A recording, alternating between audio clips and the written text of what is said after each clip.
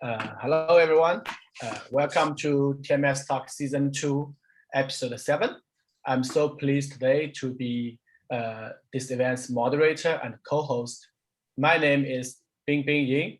I'm currently in Toronto, Canada, and I finished my PhD study last December. And this summer, I was so happy to join today's speaker, Vivian, and co-host Kewang, and working as a postdoc student in their research group. Well, we will try our best to make today's events not like a group meeting.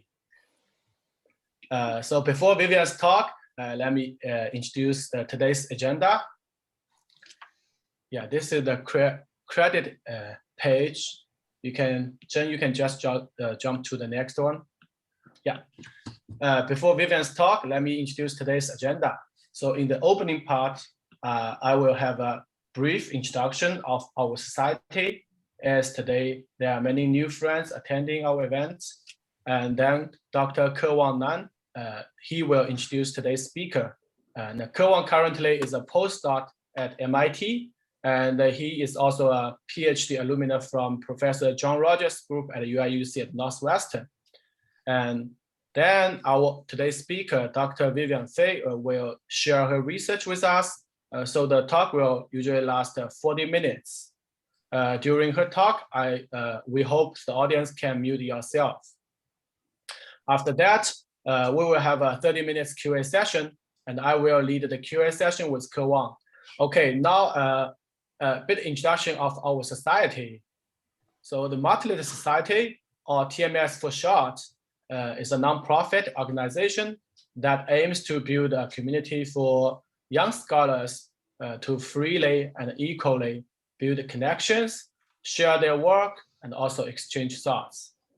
Currently, we have 3 types of events: the TMS Talk for academia, like today's events, and also we have WBA Talk for non-academia, like Dr. Feig share with us his inventor experience, and also Dr. Joey Huang share how he become a comedian from a biochemistry PhD. And also we have TMS workshop for skill set building, like our president, Dr. Ying. Dr. Ying used to give us a tutorial about how to draw scientific figures in prestigious journals like Science. And from this season on, we also have a special issue, like the editor-in-chief of Matter. He used to be our first special issues guest. And so the audience are also encouraged to recommend the topic for the next special issue. And the one last thing is to mention, we are recruiting talented new members to help with the design and the creation of posters like this slideshow, and also portraits. If you have interest to contribute to this community, please let us know. And for more information, please visit our website and subscribe our WeChat and Twitter channels by scanning the QR code in these slides. So now I will give the floor to Dr. Kewang Nan. Kewang, please take the floor. Okay, thank you so much, Binbin. Hello everyone. My name is Kewang Nan, and I'm currently a postdoc researcher at MIT. My research interest is in flexible and bio-integrated electronic systems for long-term health monitoring. So I'm mostly here to introduce our speaker, Dr. Vivian Feig, who obtained her bachelor's degree in chemical engineering from Columbia University in 2012, and then spent 3 years working for a chemical company, ExxonMobil. And in 2015, she went on to pursue a PhD in material science at Stanford University with Professor Zhenan Bao. And as a National Defense Science and Engineering Graduate Fellow, Dr. Feig designed new conducting polymer-based materials to address the challenge of coupling electronics with biological systems, which is very critical for emerging therapies in areas like neuromodulation and regenerative medicine. She has been acknowledged with numerous awards, including selection to graduate research awards, symposium of the American Chemical Society, American Institute of Chemical Engineers, and the Materials Research Society. So currently, she is a postdoc researcher at the Brigham and Women's Hospital at Harvard and also MIT, working with Professor Giovanni Traverso and Professor Robert Langer, where she applies her knowledge and expertise in material science to solve challenges in stimuli-responsive systems for ingestible devices. So personally, I've been collaborating with Vivian on a number of projects for the last couple of months. And to me, she is very open-minded about new ideas, very passionate about science, and most importantly, she's extremely talented, I think, at explaining and presenting science to people even outside her field. So without further ado, let's give the stage to Vivian. Well, thank you so much, Kewang, for the nice introduction, and everyone at the Martlet Society for inviting me. This is really exciting to be here. So today we'll be sharing the work that I did during my PhD, focusing on developing conductive hydrogels for next generation bioelectronic interfacing. So what essentially motivated me during my PhD is that there are a lot of really exciting opportunities that kind of exist at this intersection between electronics and biology. And if we compare the early days of bioelectronics, where you had devices like this pacemaker that were really large and bulky and had to be located outside of the body, the field has just been continually evolving in the recent years to now demand electronics that are very intimately coupled to biological systems. And so if we look at work that's been coming out more recently, we'll see all sorts of exciting examples like conformal electrode arrays that can wrap around the heart and monitor cardiac health. You have companies like Neuralink that are developing neural prosthetics that are implanted into brain tissue to transmit and receive electrical signals. And engineers are now even combining electronic materials with living cells to help regenerate and promote the assembly of entirely new biological tissues. And despite all of these really promising opportunities, our ability to fully leverage electronics within the realm of biology is still limited by the fact that conventional electronic materials have mechanical properties that are vastly different from those of biological tissues. So first of all, electronic materials are typically very stiff, while biological tissues, like brain tissue, can be as soft and squishy as something like Jell-O.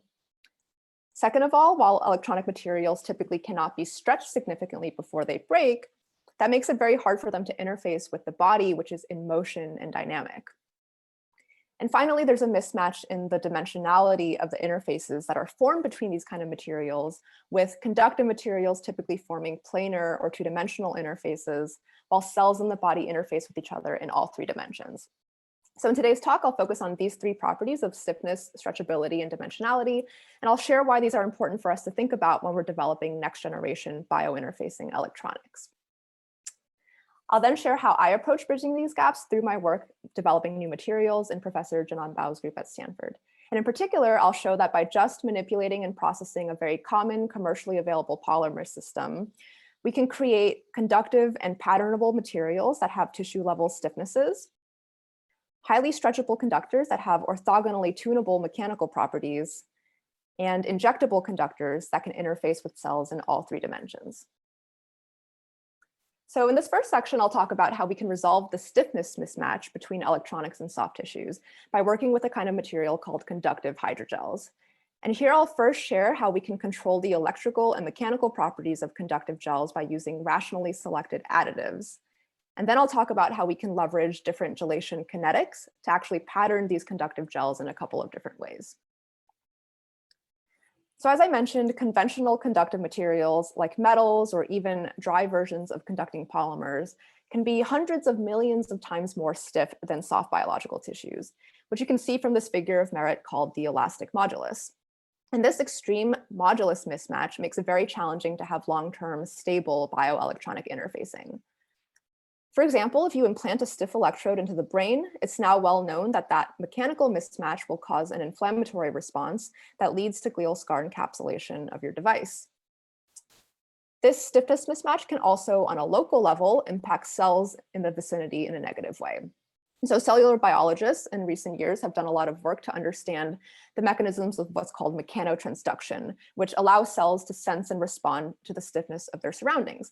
So you can imagine that if you interface cells with materials that are now millions of times more stiff than their native tissue environment, then that can negatively impact the ways that the cells differentiate, spread, and behave. And so one way to potentially resolve this stiffness mismatch is to work with hydrogels, which are a class of materials that typically comprise hydrophilic or water-loving polymer chains and hold a majority of their weight in water. And because water can act like a plasticizer for these polymer chains, hydrogels can be as soft and flexible as biological tissues, and indeed are already ubiquitous among biointerfacing products, whether it's contact lenses, cosmetic products, or even food products. And so the question becomes, how can you make hydrogels electrically conductive? Well, based on our understanding of how electrical charge transport works, we rationalized that what we would need to do is be able to form macroscopically connected networks that are capable of transporting electrical charges throughout the bulk of a material, while still retaining that high water content we need to be able to achieve these very low modulus values. And the way we accomplish this is by working with a conjugated polymer system called P.PSS, which many of you might recognize because it's actually pretty commonly used as a biocompatible material, often used as a solid polymer coating in bioelectronic devices. And so P.PSS is actually a two-component material where P. is the conjugated part that has this alternating double bond structure along its backbone, which can transmit electrical charges when it's in the doped state. And it's complex to PSS, which is an electrolyte that not only serves as the dopant for P. but as a way to be able to disperse it and process it in water. And I think one of the main advantages of P.PSS is that it's commercially available with very reproducibly high quality and reproducible characteristics. And it's typically sold as an aqueous water-based dispersion that has a very low polymer concentration of around 1.1 weight percent. And in water, the P.PSS polymers assemble into these dilute microgels that repel each other because of the negatively charged sulfonate groups on the PSS. And that allows the microgels to be able to flow past one another and behave like a viscous liquid. Now, if you take these liquids and increase the ionic strength of those solutions, what happens is those electrostatic repulsions get screened and the P.PSS microgels aggregate into forming a hydrogel. So to see this happen, you can do an easy test where you take P.PSS solution and add in a concentrated 10x PBS buffered saline solution, which contains salts like sodium chloride and sodium phosphate. And so the final ionic strength here is the same as just regular 1x PBS. Upon mixing, what we see is that the solution transforms from a liquid into something that appears to be quite solid. And so to characterize this quantitatively, we use a technique called dynamic rheology. And I want to spend a little time here up front explaining what this technique is, because I will be showing a lot of rheology data throughout this talk. So briefly, in a typical dynamic rheology experiment, you apply an oscillatory force to your sample with a certain amplitude of strain. And then you measure the stress response, and that relationship between stress and strain gives you information about how energy is stored in the material and therefore what the structure is. And so for something that behaves perfectly elastic, like an elastic solid, the stress is perfectly in phase with the strain. And on the other extreme, for a viscous liquid with no elastic energy storage, the stress is 90 degrees out of phase from the strain. And so materials that are in between are called viscoelastic with a phase shift between 0 and 90. Now, with a little bit more math, we can define two important terms from this sort of analysis, where first we have the storage modulus, which is G prime, which represents how elastic or solid-like the material is, and which is directly proportional to the Young's modulus that I showed earlier. And then we have the loss modulus, which represents how viscous or liquid-like the material is. And the ratio between loss and storage modulus is called tan delta. So a tan delta less than 1 means that a material is more solid-like and elastic. And qualitatively, we expect these sorts of materials to pass what we call the inverted vial test, which basically means that you can flip a vial with it upside down and it's not going to flow from the force of gravity. Okay, so what do these P.PSS hydrogels look like rheologically? Well, from this, what we can see is that our material has a very low stiffness with a storage modulus around 100 Pascal, which is exciting because that's within the range or even lower than soft brain tissue. From the tan delta values, we can further see that we are indeed forming a solid-like material that passes the inverted vial test and has a tan delta much less than 1. And so in a polymer hydrogel system, what this means is that there must be sufficient crosslinks to connect all of the polymers together into a single macroscopically connected network. Now, because we're making this network out of a conjugated polymer system, we might expect that it would also be able to conduct electrical charges effectively throughout that percolating network. But as I'll show in the next few slides, things are not really that simple, and the rheology alone does not paint a complete picture of how electrical charges can be transported within this material. Okay, so to investigate conductivity, what we can do is a really simple test where you sandwich your gels between two gold electrodes, which are blocking for ionic charges, and then first just apply a constant voltage across the sample to look at what the current response is. And unfortunately, what we see from these PBS-formed gels is that there's just a brief transient current that quickly drops off to near zero, indicating that despite having this rheologically connected network structure, there's actually negligible electrical conductivity in this gel. To better understand what's happening, you can do electrochemical impedance spectroscopy, where now, instead of applying a constant voltage, you apply an oscillatory voltage. And then the impedance, Z, which is the ratio of voltage to current, gives you information not just from the magnitude of the current, but from the phase shift as well. So in some ways, this is kind of analogous to rheology, but for looking at the electrical properties. And briefly, what you can see from this type of measurement is that if your material is like a resistor, then you'll have a frequency-independent impedance with a phase shift of 0. While if your material is like a capacitor, then you'll have a frequency-dependent impedance and a phase shift of -90. And so if we do the same type of measurement with our gel, shown here in the pink, we can see that its impedance profile resembles that of a purely ionically conductive PBS electrolyte with the same ionic strength. In both cases, at high frequency values, you have a relatively frequency independent and low impedance, indicative of there being ionic charge carriers that can cause the circuit to look like a resistor at these higher frequencies. But once you get to lower and lower frequencies, what happens is that the ions can saturate at the electrodes, and it now begins to resemble a capacitor, which is why you have these dramatic increases by many orders of magnitude in impedance. And so from this, we can see that just by forming a network rheologically, that's not sufficient to get electrical conductivity in the material. In other words, the electrical charges don't seem to have a continuous pathway through the material. And so with that observation, we were really interested to see if we could manipulate the morphology of these hydrogels to enhance their conductivity while still maintaining that very low storage modulus. And here's where I could benefit from a wealth of knowledge within the BAO group about how to process PDOT-PSS into highly conductive thin films, particularly about how important ionic additives are in determining that conductivity. And based on that wealth of historical insight, I hypothesized that if we could make PDOT-PSS hydrogels using rationally selected ionic additives, then that would enable us to observe enhanced electrical conductivity now in these soft gel systems as well. So in particular, our group previously showed that certain ionic liquids can actually significantly boost thin film conductivity when they're blended with PDOT-PSS prior to forming it into a film. And this conductivity enhancement corresponds to a morphology change that you can observe in the films, where you see that PDOT-PSS goes from having these like ill-defined grains to having more extended fiber-like morphologies, where the fibers comprise crystalline and phase-separated PDOT. And if you look at the crystal spacing in these regions, that spacing is consistent with the pi-pi stacking distance between two different PDOT polymer chains.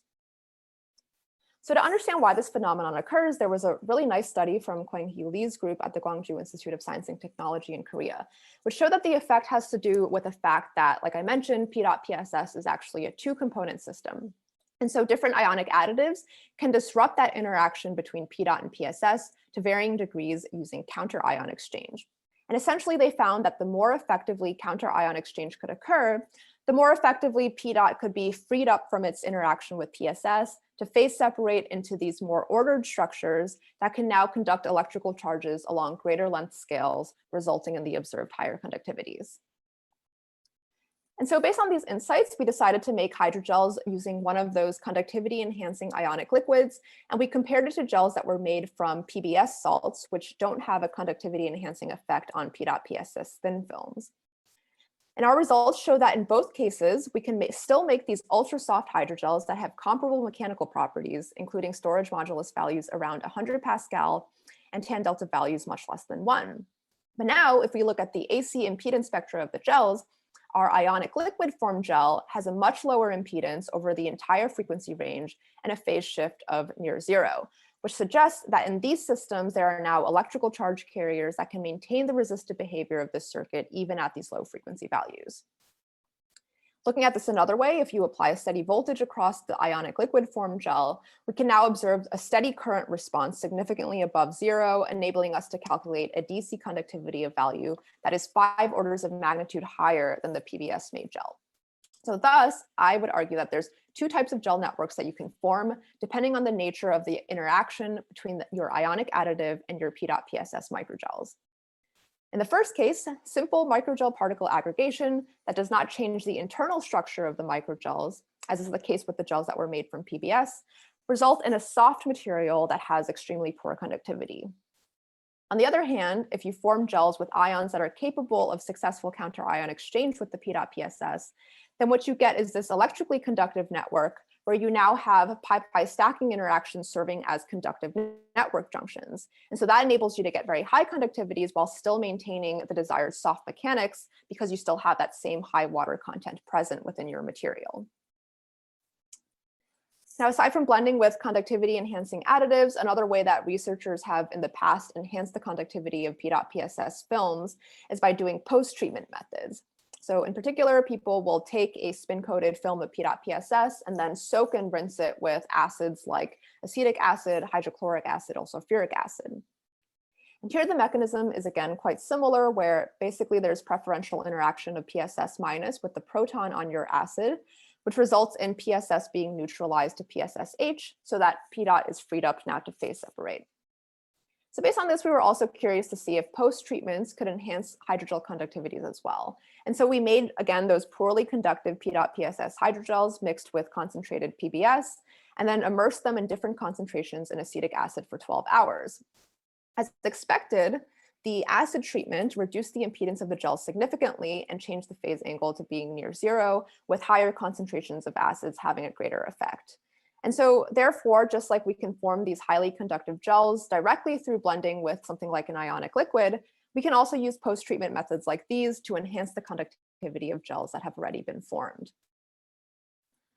So overall, to make ultra-soft P.PSS hydrogels, there's a lot that we can learn from the existing literature on processing P.PSS into films about how we can manipulate the morphology of these conjugated polymer systems to lead to higher electrical conductivities. So now that we have an idea about how we can design the material properties of P.PSS, I'll next discuss how we can take advantage of their different gelation kinetics in the presence of different ionic species and pattern these gels in 2 different sorts of ways. So first, when we were working with that conductivity enhancing ionic liquid, we noticed that when compared to other additives like metal salts or acids, P.PSS gelation with these ionic liquids happened over a relatively long time scale.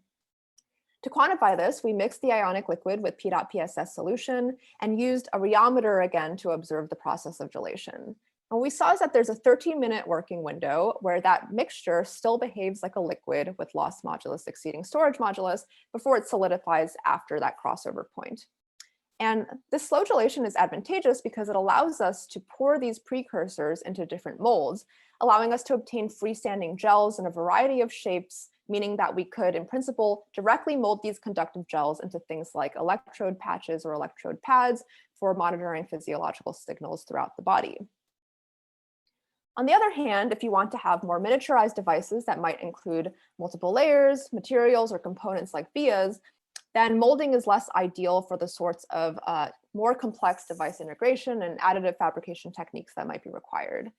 And to enable this increased device complexity, we wanted to see if we could come up with a method that would better allow us to control the spatial deposition of our P.PSS gels. So we came up with this concept to use a sacrificial metal layer, which we could oxidize in the presence of our P.PSS solution. And that would generate these metal cations that would screen the electrostatic repulsions between P.microgel particles and get it to aggregate into a gel. Here's where we can take advantage of the fact that we can now use post-processing methods to enhance the conductivity of these hydrogels.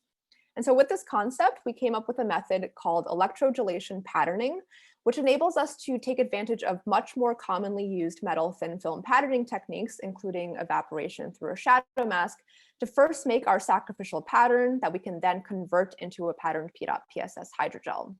So this gives us a lot more flexibility to create increasingly complex patterns than what we can accomplish through molding. For the sacrificial metal, copper turned out to be a great choice because it's easy to pattern using evaporation, and it's also easy to electroplate onto various different surfaces. And if you look at this Pourbaix diagram of copper and water, we can also see that there's this pretty large window where copper prefers to be in its cationic form, which we need for gelation to occur. And this window is happening above 0 volts and between the onset of water splitting, meaning it's easy to control and you don't have to worry about side reactions that could generate damaging gas bubbles that could actually break the structure of the gel.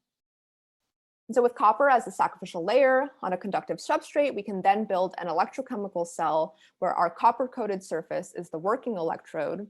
The electrolyte is the aqueous solution of P.PSS, and to actually do the patterning, you just apply a constant positive voltage to that working electrode until the copper has been oxidized into its cationic form and it's been completely removed and transformed into our gel. What was important here is that we found that the gelation of P.PSS in the presence of copper 2+ happens nearly instantaneously, so that if we do the same type of rheology experiment as I showed earlier, we can't even observe a crossover happening on the rheometer after these components are mixed together. And here, I think this spatialization is really important because it means we can replicate the original pattern of our sacrificial layer with high fidelity, because now those copper cations don't have enough time to diffuse away from the surface before a gel is formed in its place. And so if we combine our sacrificial strategy with this fast gelation, we can then create really easily these P.PSS gel patterns that have high spatial resolutions down to 100 microns, while still retaining the porosity we need to achieve these tissue level stiffnesses. And finally, since electrogelation is a surface-based method, not only can we make these high-resolution features on planar surfaces, but we can also easily pattern them onto curved surfaces, or if we do electroplating, we can easily use this method to create conformal conductive hydrogel coatings as well. And so this overall just expands the options that we have for integrating these kind of conductive materials into devices that might have different or unconventional geometries. So overall, in this first section, we've seen that the rational selection of additives can allow us to tune the mechanical and electrical properties of P.PSS hydrogels, as well as their gelation kinetics. Additives that disrupt the interaction between P. and PSS and have been shown to generate highly conductive fiber-like morphologies with thin films also seem to have the same effect in hydrogels. And these allow us to make electrically conductive gels that now have these tissue-level stiffnesses. Additives also impact gelation kinetics, with slow gelling ions being especially good for molding-based fabrication techniques, while on the other hand, rapid gelation in the presence of metal ions allowed us to come up with a new patterning method called electrogelation patterning, which results in these high-resolution feature sizes and conformal coatings. Okay, so in this next section, I'll discuss how we can create soft conductors that now are also highly stretchable by using a type of material design where we interpenetrate two polymer networks together. Stretchability is a property that's really important at the bioelectronic interface because many of the parts of the body that you'd be interested in transmitting signals across regularly experience large strains, including the surfaces of the heart and skin. And even your brain, which you might not typically think about as being in motion, also experiences quite a bit of displacement just from respiratory activity at rest. To make electronics stretchable so that they can interface with these moving surfaces, researchers have used things like geometric techniques, including serpentine or mesh structures, to be able to accommodate that strain. And while these have been incredibly successful, those strategies ultimately limit the density and complexity of devices that can be realized. And so because of that, there's been a lot of interest in making what's called intrinsically stretchable conductive materials, although combining stretchability with tissue level stiffnesses that are in the kilopascal range still remains a challenge. And the way researchers previously addressed this was by taking hydrogels that we knew to be soft and stretchable and just incorporating conductive fillers into them. But in those cases, the lack of a well-defined conductive network resulted in very low conductivity values, less than 1 Siemens per meter. And so we asked ourselves the question, can we take advantage of these hydrogels that are known to be soft and stretchable and combine it with what we've learned about making soft conductors to now make hydrogels that are simultaneously soft, stretchable, and conductive? And to solve this problem, we wanted to see if we could make interpenetrating network hydrogels, where one network is our soft and conductive P.PSS network that we described in the first part of this talk, and the other is a stretchable gel. So as a proof of concept, we decided to work with polyacrylic acid hydrogels because they can be readily stretched to over 250% strain, and they have elastic modulus values that are within this kilopascal range of interest. For the conductive network, we used our ionic liquid to form P.PSS gels with storage moduli around 100 Pascal because we didn't want to increase the overall modulus much more beyond these kilopascal range. And to actually interpenetrate these networks together, what we do is start with our soft conductive P.PSS hydrogel and then backfill them with monomeric precursors to form that secondary stretchable polyacrylic acid network. We also incorporate this water-soluble thermal initiator, which allows us to then just heat up this composite to above 60 degrees Celsius so that the backfilled monomers polymerize into polyacrylic acid. We call this resulting material CIPN, or conductive interpenetrating network gels. These CIPN gels are highly stretchable to 100% strain at least, very soft and conductive with values above 10 Siemens per meter, which is much higher than you would accomplish by just incorporating conductive additives into a stretchable gel without actually building them into a network. Not only that, we were also able to tune the modulus over 3 orders of magnitude between 1 and 1,000 kilopascal by just changing the ratio of acrylic acid monomers. And because we've separated the conductive network from the stretchable one, we're able to get these large changes in the mechanical properties while still maintaining conductivity within the same order of magnitude. So not only does this approach allow us to make soft and stretchable conductors, but it also gives us a lever to be able to orthogonally tune properties by using that secondary polymer network, which we've decoupled from the network that dictates the conductivity. Also important is that our CIPN gels had stable conductivities with strain. So here we can see that the resistance across our material stays pretty constant even when cycling back and forth between 0 and 100% strain over 10 cycles. We think what's happening is that because there's a lot of water in these systems, there's a lot of free volume for the polymer chains to be able to accommodate that strain by twisting and aligning without actually having to break down the conductive network itself. And finally, we can pattern these CIPN gels using the same methods that I described previously. So with the ionic liquid form gels, as long as we have an appropriate mold, you can shape them into structures like these tiny pyramids I've shown here, where we first mold the P.PSS gel, wait for it to solidify, and then immerse it in the secondary monomer bath, and then heat it up to polymerize.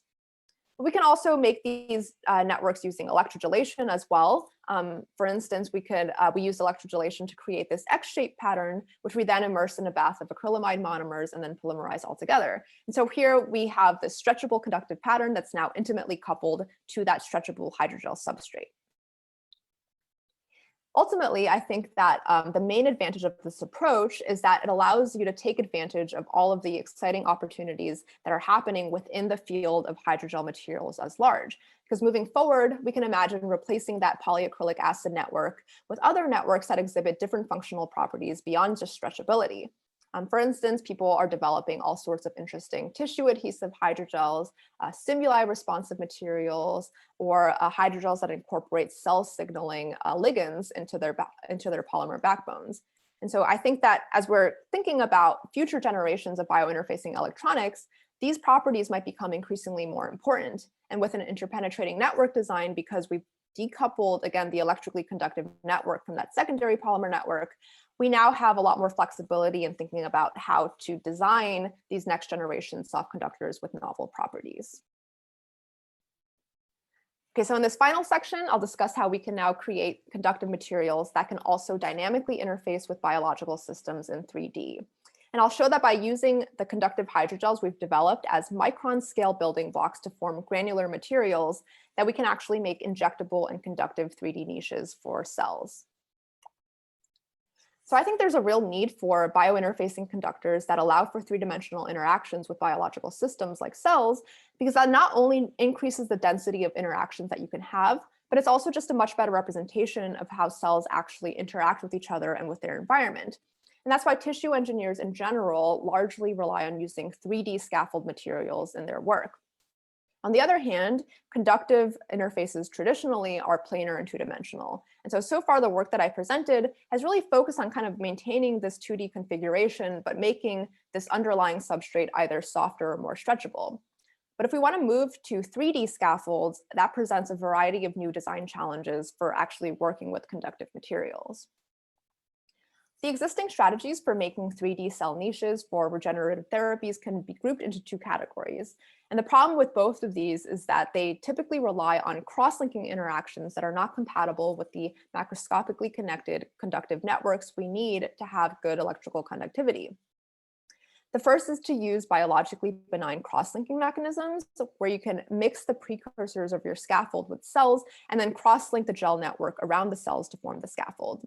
But the available chemistries for this are pretty limited, and so the conductive components are usually just fillers within an inert gel matrix that can be cross-linked in a cytocompatible way. The second approach is to create repeatably injectable gels, which allow you to mix the gels with cells to form the cell niche. And repeated injectability has a number of additional advantages, including allowing you to print cell-laden scaffolds using 3D bioprinting techniques, or allowing you to introduce these kind of scaffolds into the body using minimally invasive injection methods. But here, previously reported examples of repeatably injectable conductive scaffolds have used supramolecular crosslinks like guest-host interactions to achieve that repeated injectability. And so here again, that means that the conductive component is also just a filler within a supramolecular gel network that actually does not form into a macroscopic network itself. So for all these reasons, the reported conductivities of 3D cell scaffolds have been really low, less than 1 Siemens per meter in the best case. So our hypothesis was that we could create repeatably injectable cell niches that were also macroscopically conductive by working with granular hydrogels. So granular gels are made up from micron-sized particles that have been concentrated together so that they're all jammed up against one another. And at this micron size scale, there's enough frictional forces between these particles that the entire system can behave elastically despite not being cross-linked together. And so you get this really interesting combination of elastic behavior, but also deformability. A simple way I like to think about this is with an experiment you can try using rice grains, where if you try to compact rice grains enough within a container, there's actually enough friction between those grains that you can lift the entire thing up using a single chopstick. So granular hydrogels you can think about similarly, but now the building blocks are these porous microgels instead of rice grains. And because of that porosity, nutrients and water can be transported through the porous particles, allowing these dynamically elastic granular gels to also be really promising materials for mixing with cells into forming these 3-dimensional niches. So our hypothesis was that if we could make these granular gels, but now use conductive hydrogels as those micron-sized building blocks, then the junctions between those jam particles would not only impart that elasticity to the bulk material, but it would also impart conductivity because each of those junctions would also be conductive. And so as our initial proof of concept, we created granular conductive hydrogels using a very simple approach where we first form a conductive P.PSS hydrogel and then fragment it mechanically, just literally break it down mechanically to generate that granular microstructure. Aside from simplicity, the main advantage of this approach is that the resulting particles completely fill up the volume that was occupied by the bulk gel. So you know up front that you're sufficiently concentrating your particles to get jamming behavior. Of course, the method does have some disadvantages in terms of inhomogeneity and variability, but I'll talk more later about how I think there are a lot of opportunities to overcome these using different fabrication methods in the future. So after that bulk fragmentation step, what we're left with is a material that's comprised of heterogeneous micron-sized particles, mostly about 20 to 40 microns in diameter. And what's important to note is that if you look at a standard 20 gauge needle, it has an internal diameter of around 603 microns. So these average sizes can easily pass through that sort of needle without impediment. Moreover, fragmentation doesn't change the actual porous nature of the gels. So if we take those particles, freeze dry them, and then image them in SEM, we can see that they still maintain that highly porous structure that we would expect for a hydrogel. In terms of mechanical properties, the storage modulus of our material does decrease after fragmentation, which is not surprising because you're inevitably breaking down some crosslinks through that process. But the important thing here is that as we predicted, the particles are jammed together, and so the fragmented gel still behaves like a solid with a tan delta value much less than 1. The impedance of the gel also does increase slightly after fragmentation, but the increase is very small, especially if you compare it to the impedance of just an ionically conductive PBS solution. And so since fragmentation into the granular state results in these fairly large microparticles, it would seem that a large portion of the electrically conductive junctions that are present are still being maintained, even though the macrostructure is being broken down. And importantly, if we apply a steady voltage across the fragmented gel, we can now observe still a significant direct current compared to PBS, allowing us to extract a DC conductivity value of 10 Siemens per meter.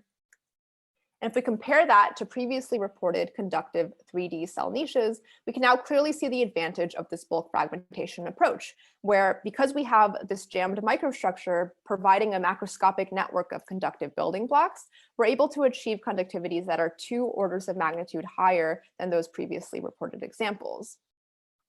Additionally, the microstructure that is made by fragmentation enables the conductive gel to be repeatably injectable, which not only allows us to mix cells in together with them, but also allows us to deliver regenerative therapies using syringe injection as opposed to a more invasive surgical procedure. As shown in the schematic, what happens is that under the shear or elongational forces of flow through a needle, the granules can flow past one another, but then they can immediately reform their jammed elastic state after the stress is released. So in the next few slides, I'll confirm this behavior with rheological measurements and show that that's consistent with what has been observed with other granular systems.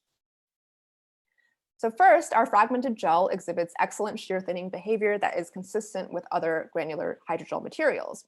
By measuring shear stress as a function of shear rate, we can extract a dynamic yield stress of 1.9 kilopascal, which is much lower than the maximum pressure that can be applied by hand for syringe injection, which is around megapascal levels. From the viscosity versus shear rate plot, we can extract this power law index value n, where for shear thinning fluids, n is between 0 and 1, and a value closer to 0 indicates something is more shear thinning. Similarly, if we do oscillatory rheology, we can measure the moduli of our material as a function of strain, and we see that there's a clear transition from solid-like to liquid-like behavior at just 15% strain. Also, like other granular materials, our fragmented gel can quickly and reversibly alternate between having solid-like behavior at low strain and liquid-like behavior at high strains. And qualitatively, what this rheological profile means is that we can inject the gel through a needle and then have it immediately solidify after injection. And then we can even directly correlate these rheological properties to electrical properties if we do rheology using electrically conductive parallel plates to simultaneously monitor the resistance of the gel while alternating between our high and low strains. As you can see, when the material is behaving like an elastic solid at low strains, the resistance is also low. At high strains, the resistance jumps up as the material becomes more flowable. And just like the mechanical properties with the elasticity, this increase and decrease in electrical resistance is also reversible. So this validates our hypothesis that in these materials, it's the jamming-induced elasticity that's also responsible for forming that conductive network. And qualitatively, this means that we can inject our granular gel through a syringe and have it immediately be not only solid-like in its mechanics, but also conductive enough to complete a circuit and light up an LED. So moving forward, we were working with collaborators at the Stanford Medical School who hopefully are continuing to work with this system and apply our conductive gels to a number of interesting potential therapies. And so far, they've helped us to test the viability of neural progenitor cells that we've mixed into our conductive gels in order to encapsulate them. And essentially, they found that even though there's a slight initial drop in viability within our PDOT gels, the cells were able to proliferate. And on day 5, there was no significant difference between cells in the PDOT gel and the positive control, which was cells only. From the material perspective, moving forward, I think there is a lot of opportunity to continue to improve on the properties of these kind of granular conductive hydrogels. First of all, to address the variability of this kind of bulk fragmentation approach, I think future work can use bottom-up instead of top-down fabrication methods, including microfluidic nanoparticle synthesis or microparticle synthesis, to create particles that have better defined sizes and dispersities. And so this would allow us to systematically study what the structure property relationships are for these kind of conductive granular gels and see how the field can move forward to make them even better in the future. These kind of bottom-up methods would also provide a further route to enhance conductivity, since they would allow us to build these granular materials without having to actually break down any conductive junctions. And finally, I think there's a lot of opportunity to leverage the fact that these hydrogels are porous materials that can have secondary polymer networks interpenetrated within them. So potentially we could incorporate other polymer networks like natural polymers found in the extracellular matrix, or networks that allow us to better control and define the interaction between particles, all of which might be important for thinking about how to signal the sort of right stimuli to cells that have been encapsulated within these networks. But overall, with this first proof of concept, I hope I've demonstrated that granular gels are a potentially really promising way to make highly conductive and injectable materials that can form conductive 3D scaffolds. Because of their jamming-induced elasticity, granular gels allow us to form a conductive network without being limited to specific cross-linking chemistries, which is what has limited the conductivity of previously reported examples. At the same time, the granular design results in highly dynamic behavior where we can easily inject or mix our materials with other components, followed by immediate recovery of both the elastic and conductive behavior once the stress is removed. So I hope I've convinced you in this talk that hydrogels are a really promising way to resolve various mechanical mismatches at the traditional bioelectronic interface. Through my PhD, I developed an understanding of how to design and pattern new hydrogel materials that are not only ultra soft, but also electrically conductive.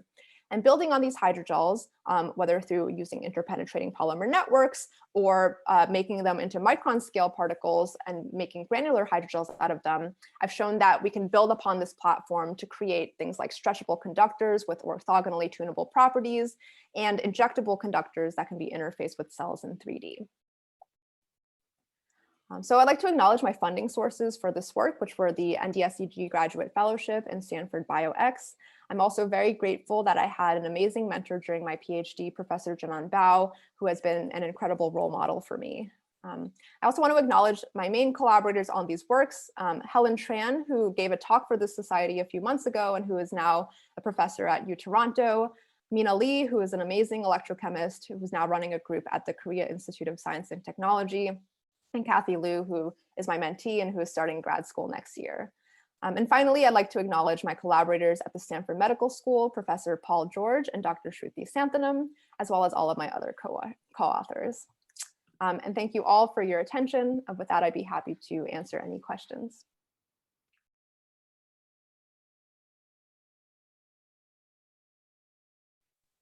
Fantastic. Thank you, Vivian. Okay, so now the QA session. So if you have questions, please type your question in the QA box or raise your hand now, and we will promote you to our panelists. Question?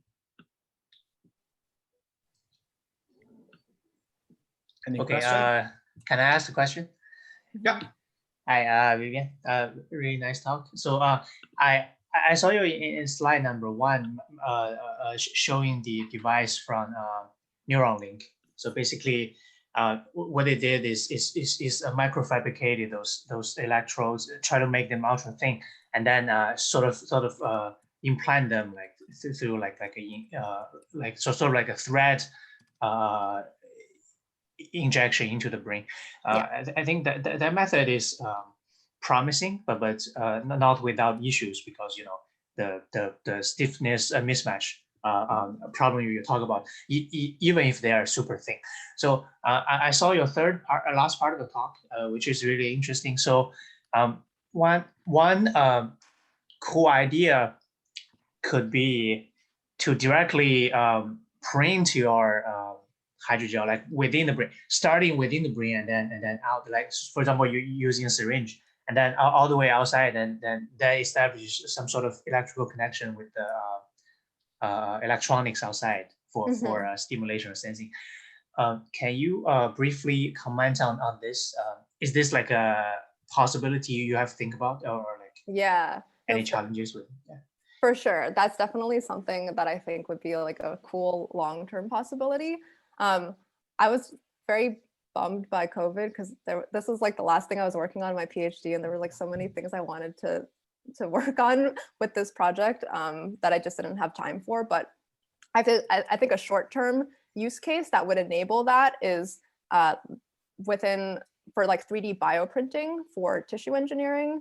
You can think of it as being pretty similar because a lot of times it's being printed into like a support bath that has some solid like structure into it.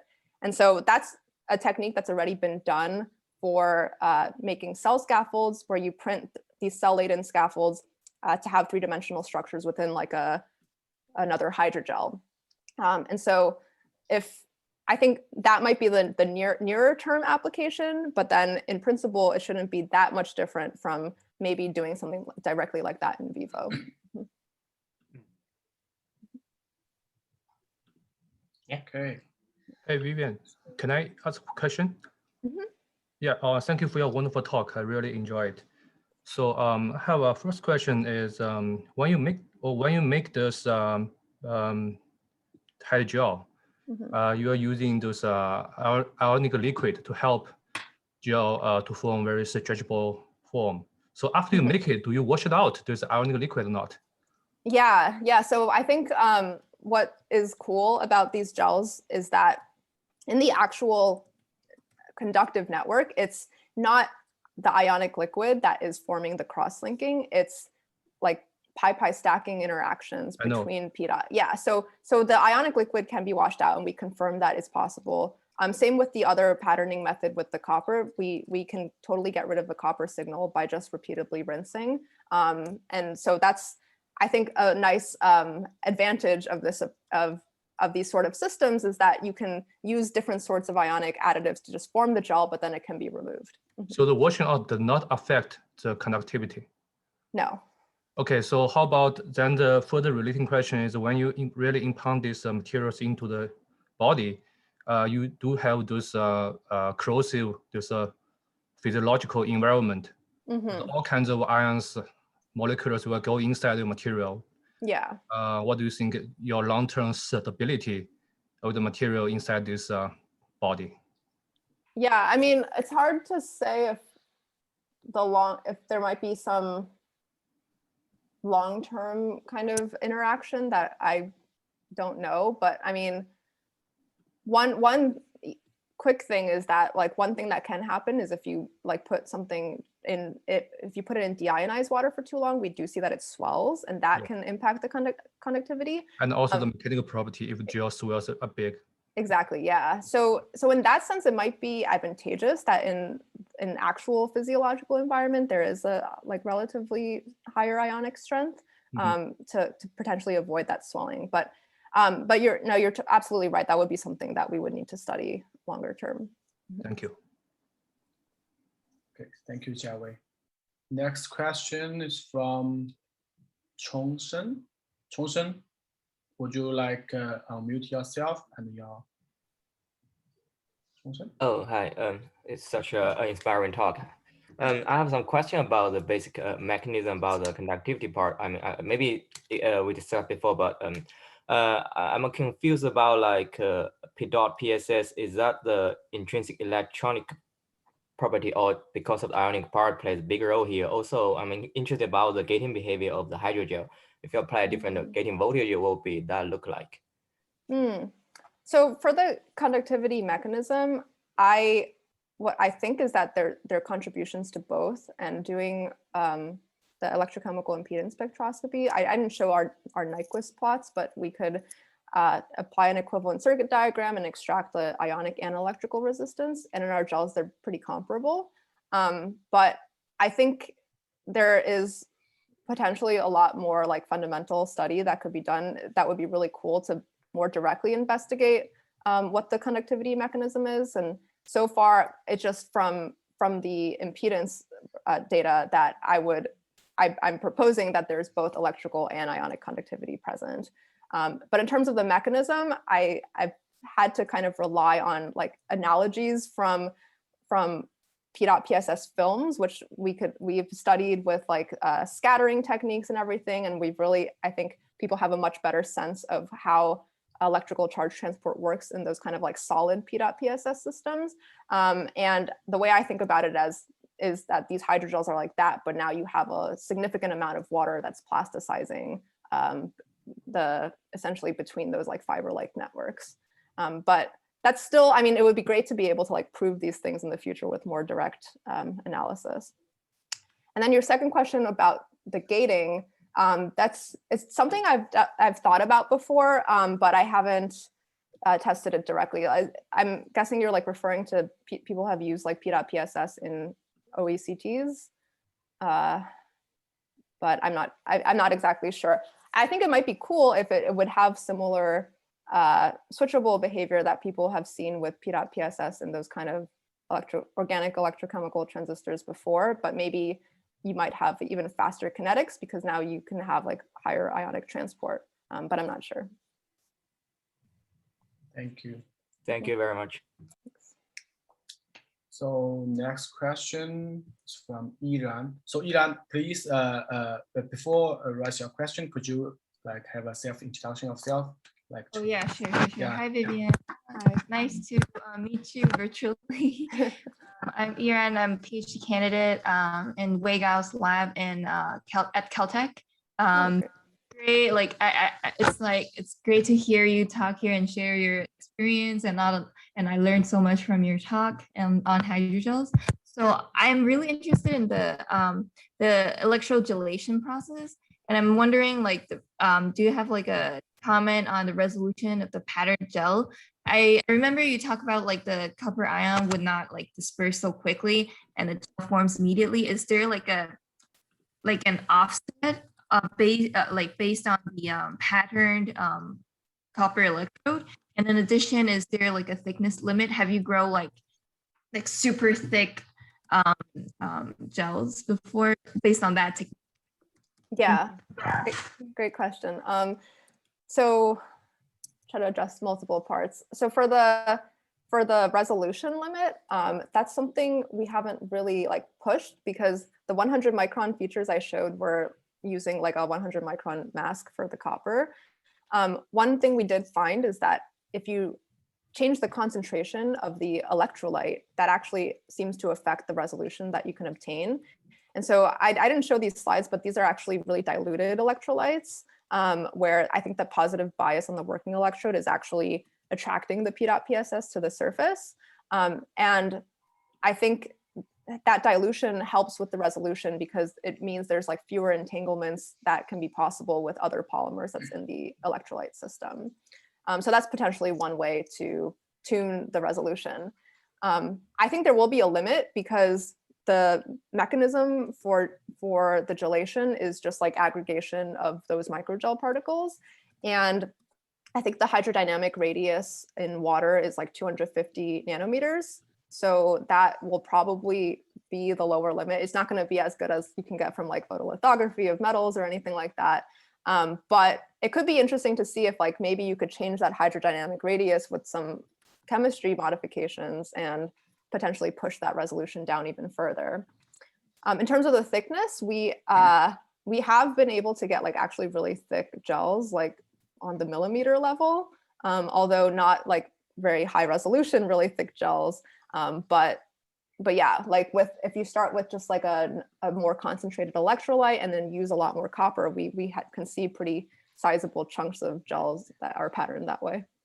That's great. Thank you so much. Mm-hmm. Thank you, Ilan. Next question is from Richiro. Okay. Oh, so he just typed his question in the chat box, right?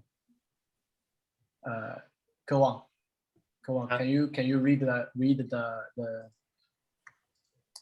question from Ichiro to Vivian? Okay. Super long question. So he asked about the effect of Ionic liquid structures. Ionic liquid structure. Yeah, you can probably see yourself. Okay. I'm probably reading it more for the audience. So he was asking about the effect of ionic liquid structure as a synthetic chemist. What factor could be dominant for gelation? For example, a chemical structure of ionic liquids or thermal viscosity properties. Mm-hmm. Yeah. Can you comment on it? Yeah, this is like all speculation, but I think there could be a few effects. one that we see for like making P.PSS films is we definitely see that if you change the ionic liquid species, you get different amounts of that counter-ion exchange. And so certain ionic liquids are more effective at enabling that like pi-pi stacking kind of based conductive network than others. So I think there would clearly be an effect on conductivity, which would probably also impact some of the mechanical properties. I would also expect that it could affect the like kinetics of the process, but that might also be hard to decouple from like the actual gelation mechanism, because I think what's happening is that the gels that form through that counter ion exchange process is probably happening more slowly, because it's just a slower process, that phase separation, compared to just microgel particle aggregation. But yeah, to answer your question, I think with synthetic chemistry, you could tune gelation kinetics, conductivity, and the mechanical properties. And there is existing literature on people who have synthesized different ionic liquid structures for making different kinds of P.PSS films, which I would imagine would be analogous to these gels. Thank you very much. Sorry, Ichiro, I forgot to promote to our panelists. Sorry about No problem. that. Yeah, no problem. Yeah, I was able to ask you. Yeah, I was a friend of former Zen and Bao's, the postdoc, Naoji and Yuto. I met Vivian. So long time no see. Yeah. Thank you very much for your fantastic talk. Nice to see you. Yeah, nice to see you. Thank you. Thank you. So next question is from Shiming Zhang. Professor Shiming Zhang, can you unmute yourself? Thank you. And have a self-introduction of your. Can you hear me? Can you hear me? Yeah. Yeah. Thank you, Vivian, for the great talk. And my name is Shiming Zhang. I'm an assistant professor in the University of Hong Kong. So as you mentioned, actually, P.PSS is a very good material for making organic electrochemical transistors. And I have been working in organic electrochemical transistors for 8 years, actually. Oh, wow. So to make it for use in OECT, so that's the big question is that what is the minimum thickness that you can get? For example, the electrochemically pattern method with sacrificial copper, right? What is the minimum thickness you can get for this kind of hydrogels? The minimum thickness is on the order of microns. It's been, what we've seen is like on like 10 to 100 microns, but I haven't actually like pushed that limit. I think the answer would be kind of similar to the lateral resolution I said earlier, where it would probably be dictated by the hydrodynamic radius of those microgel particles. So probably like 250 nanometers at the most. But that would be my guess. And what sort of thicknesses would you need for the OECTs? Actually, we use P.PSS thin films. It's around hundreds of nanometers. Okay. Because once you increase the thickness, you will lose the kind of response and also the on-off ratios. So you will never turn off the device. So that's what I was curious about that though, because do you think that the thickness increase would be counteracted by there being more like water-rich channels for ionic transport? I mean, if it's very porous, it could be, because you need to promote the ion penetration into this kind of networks. Right. Right. And the other thing I think is a promising material making memoresistors, because you can make it actually not very conductive. But it's still, when you make it very thick, and the noise increases, right? It is something that we want to consider. But it's so actually, I always have this kind of concerns, because maybe you can help or in the future find a way to make it thinner, let's say down to 1 microns or even more. But how to define, the difference between a hydrogel thin film and just a thin film? Yeah, I think it's the definition definitely becomes blurred, especially as you get to I think, okay, as an example, with the acid treatments I talked about, where with increasing acid concentrations, you get more and more of this kind of P.P.dot interaction. I think that is getting to a point where that limit between what's a hydrogel and what's not, and just like a swollen film in water becomes more blurred, and they're probably analogous.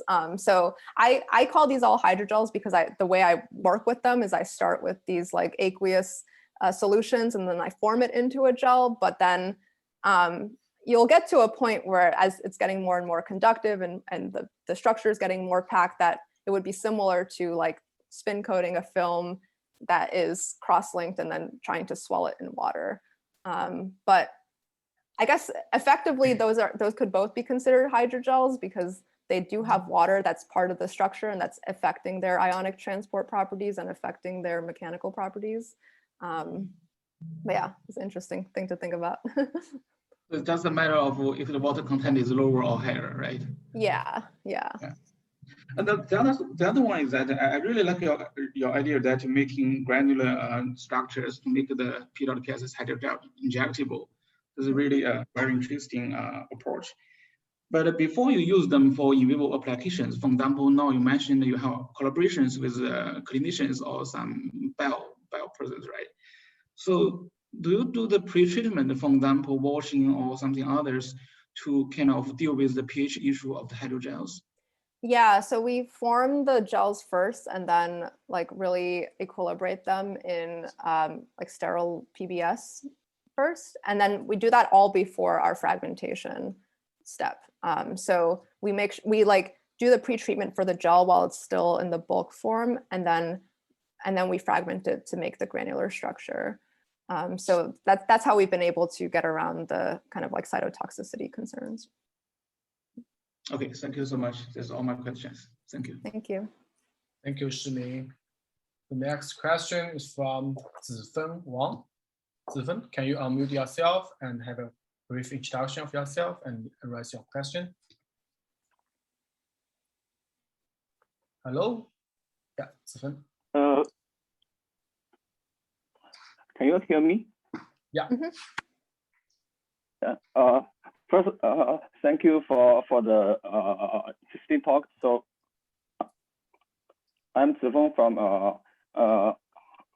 National University of Singapore, and now I'm a postdoc, and also I have some experience in the hydrogels materials, and especially for some flexible sensors and so on. So based on what you have just talked about, I'm wondering, because based on my experience, I think it might be a common issue for hydrogels to be dehydrated. So I'm wondering if that will such as the stiffness of the materials and also the conductivity. So I'd like to have some of your comments. Thank you. Thanks. Yeah, so definitely with hydrogels, dehydration is an issue. I think in these systems, because there is like that electrical conductivity as well, I would be less concerned about dehydration impacting the electrical conductivity, like the conductivity aspect. But certainly for the mechanical properties, it could be a concern. And so I guess, I think more broadly, people have been trying to address the dehydration issues for like wearable electronics that use hydrogels with like insulating. I think people have encapsulated gels in like a silicone rubber type of thing that does, where it's less permeable to water, and that thin layer can also prevent dehydration. That's something I've seen. Or I guess, ultimately there could be alternative solvents or alternative plasticizers that you could potentially replace the water with that have a lower vapor pressure, maybe, that are less prone to dehydration. But yeah, to answer your question, I think from the electrical standpoint, I'm less concerned. From mechanical property standpoint is definitely a concern, but it seems to be something that people have been addressing for hydrogels in general with some kind of clever approaches. Thank you for your question, Thank Zifeng. you very much. Okay. So if there's no other question, I will ask two questions. Thank you, Vivian. Nice talk. And I have a question about the conductivity of your P.PSS hydrogel. I noticed in all your slides, like over all your slides, the maximum conductivity of your hydrogel system is around 20, right? 20 Yeah. Siemens per meter. So I'm not sure whether this kind of range is big enough for like signal acquisition to guarantee the signal to noise ratio of, yeah. Yeah. So can you comment on that? Yeah, so it's definitely in a different range than like metal, you know. But I think there are some trade-offs where like because of the mechanical properties, you can have something that's a lot larger and thicker, and that can kind of compensate to some degree to the lower intrinsic conductivity, where you don't have to worry about like structuring it into these very thin, flexible materials to actually get the stable biointerfacing. I think people have also seen that like around 10 Siemens per meter is already comparable to some of the intrinsic conductivities of like heart tissue and things like that. And so people have taken materials with those sort of conductivity levels and stimulated like contractions of tissues and things like that. So I think it would be a matter of finding the appropriate application, but I personally have been more excited about the possibility of hydrogels for these like tissue engineering kind of cell interfacing applications, because I think that the range of conductivities is appropriate rather than say trying to like replace an iPhone or something like that, or replacing more complicated electronic circuitry. I see. I see. So my next question is actually a general question. I think currently you are a postdoc, and I'm wondering, can you give the young scholars, like the PhD student in the audience, some advice about how to choose your future postdoc research group? I think definitely you have a lot of options during your postdoc application. So why you choose Langer and Giovanni's group finally? Yeah, I'll be curious if my reasons are the same as you guys. Yeah.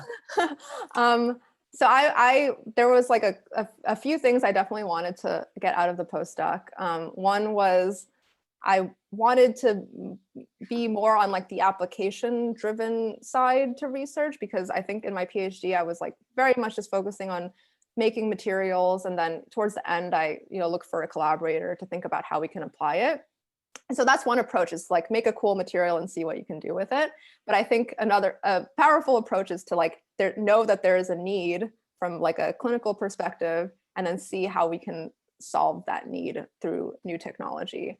And so I think these labs are great for that, where taking Professor Traverso as an example, he is a clinician, like a full-time clinician and a mechanical engineer. And so he really has that translational mindset.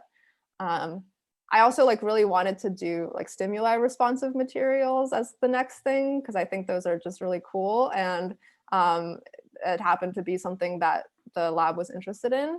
And I think I was also thinking about like, what are the opportunities that can come out of the postdoc? And in these labs, it seems like the alumni were, going on to do really great things, whether in academia or also for startup companies and industry and all sorts of other things. So thinking about like, what is a postdoc option that will keep doors open that you might be interested in was something that was definitely on my mind. Thank you for your comment. So one last question for today's event is from Vicky Le. Vicky. Hi there, Vivian. Great talk. I'm a graduate student at NYU. I just had like a general field about like the direction of the field, I guess. Like, are we kind of moving in a direction where you can kind of see like all medical devices being like 100% like hydrogels, or is there like are there like appropriate times when like devices can be like just themselves and not like super soft, Yeah, no, for sure. I think like the previous question also kind of touched on that, where like I think it'll be, the way I see it is just expanding the the options that you have for different applications. But I think there will definitely be cases where like more traditional electronics make more sense. Like maybe if very high signal strength is really important, and then like a high signal to noise ratio is really important, then taking those and maybe doing some of the more like mechanical types of, or not mechanical,